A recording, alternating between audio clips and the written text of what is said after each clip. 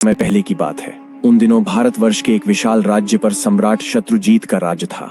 वे केवल एक सम्राट नहीं थे, बल्कि एक ऐसे न्यायप्रिय और करुणामय राजा जो अपनी प्रजा को अपनी संतान समान मानते थे।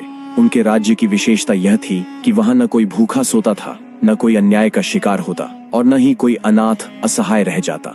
जब सारा नगर गहरी नींद में डूबा होता, तभी सम्राट शत्रुजीत अपने वैभवपूर्ण वस्त्र त्याग कर एक साधारण वेश में, मुख पर मिट्टी और धूल मलकर, चुपचाप महल के पिछले द्वार से नगर की ओर निकल पड़ते। उन्हें देखकर कोई उन्हें भिक्षुक समझता, तो कोई थका हारा किसान। वे नगर की गलियों, बाजारों और झुग्गियों में घूमते, लोगों की बातें सुनते, उनकी पीड़ा को नीरवता से आत्मसात करते।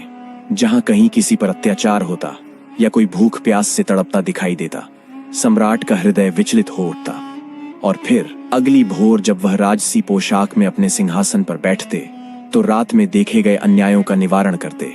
जनता बस यही जानती थी कि उनका राजा अत्यंत दयालु है, परंतु कुछ विश्वसनीय मंत्रीगण ही इस गूढ़ रहस्य से अवगत थे कि सम्राट रातों में स्वयं नगर की दशा देखने निकलते हैं। यह केवल शासन करने का ढंग नहीं था, यह जनमानस के हृदय पर राज्य करने की कला थी। एक ऐसी ही शीतल रात्रि थी, मंद समीर चल रही थी, घरों के दीप बुझ चुके थे और सम्राट अपने गुप्त वेश में नगर की गलियों में विचर रहे थे। हर मोड़, हर छाया पर उनकी दृष्टि थी, कहीं कोई दुखी तो नहीं, कोई पीड़ित तो नहीं। इसी भ्रमण के मध्य जब वे एक संकरी और अंधेरी गली से गुजर रहे थे, तभी उन्हें धीमी धीमी फुसफुसाहटें सुनाई दी। वे ठिठक गए, सावधानी पूर्वक उन ध्वनियों की दिशा में बढ़े और देखा कि गली के एक कोने में 4 व्यक्ति बड़े रहस्यमय ढंग से आपस में कुछ चर्चा कर रहे हैं। वे छाया में छिपकर बातें सुनने लगे। वह चारों कोई और नहीं, नगर के कुख्यात चोर थे, रंगा, चमन, रतन और फकीरा। वे अगली चोरी की योजना बना रहे थे। चमन, जो सबसे चतुर था, फुसफुसाया, इस बार हर कदम सोच समझ कर रखना होगा, पिछली बार की चूक नहीं दोहरानी चाहिए। रतन बोला, इस बार शहर के सबसे धनी व्यापारी का माल हमारा होगा, वक्त की चाल पहचाननी होगी। फकीरा ने चारों ओर नजर दौड़ाई और सशंकित स्वर में कहा, धीरे बोलो, सुना है सम्राट ने अपने गुप्तचर छोड़ रखे हैं। कहते हैं वह स्वयं भी भेष बदलकर गलियों में घूमते हैं।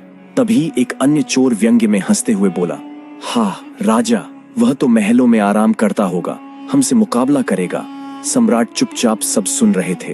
अब उन्हें निश्चय हो गया था कि नगर में फैली कई चोरियों के पीछे यही गिरोह है, किंतु प्रश्न यह था कि उन्हें रंगे हाथ कैसे पकड़ा जाए। रात्रि गहराती जा रही थी, गली वीरान थी, दूर कहीं कुत्तों के भौंकने की ध्वनि आ रही थी। सम्राट ने अब देर करना उचित नहीं समझा। उन्होंने अपनी मुद्रा बदली, चेहरे पर एक हल्की मुस्कान लाई और एक आवारा यात्री की भांति उन चोरों के पास पहुंचे। खांसते हुए बोले, अरे भाइयों, ये रात के सन्नाटे में किस शिकार की तैयारी हो